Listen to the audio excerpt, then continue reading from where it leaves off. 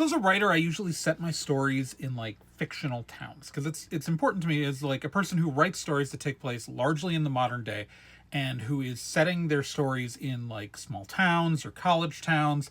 They're not in major cities. And the problem is if I used a real town, if I use a real town, no matter how accurate, like I base it off of real experiences, we're at this double-edged sword of either someone saying it's inaccurate and doesn't represent the town correctly, or it's too accurate and they think that some of the fictional people I've put in that place are somehow based off of real people. Like we had enough of a problem with that in Unconventional, which is because like based on like me working at cons for a really, really long time, people kept trying to like compare people to people in that. But like that's takes place in Odapontour, Wisconsin, a town that does not exist. Peregrine Lake takes place in Peregrine Lake, Wisconsin, a small town that does not exist. The Mia Graves saga largely takes place in Parish Mills, Indiana, a college town in Indiana that does not exist. Because even though I have spent a ton of my life in these places, like, again, I don't want anyone mistaking the fake stuff for real stuff. I can make it feel authentic without it being real. But there's a thing that happens though, because if like the characters go somewhere, I usually use a real place. Like if they're just going to another town, I use a real place because it helps anchor the fake place.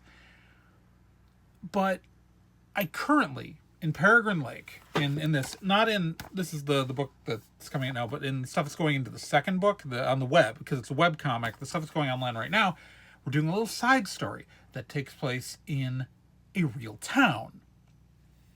I'm going to be doing a convention in that real small, like this tiny small town convention in April, and I'm realizing that I will have been, while I'm promoting that comic, be live publishing a story that takes place, like aside, it's taking place in that town.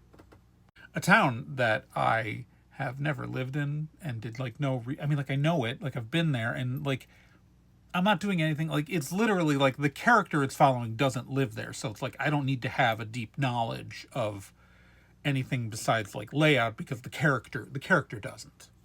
But I'm going to have to like talk to people who could potentially be reading me writing about their town while I'm there.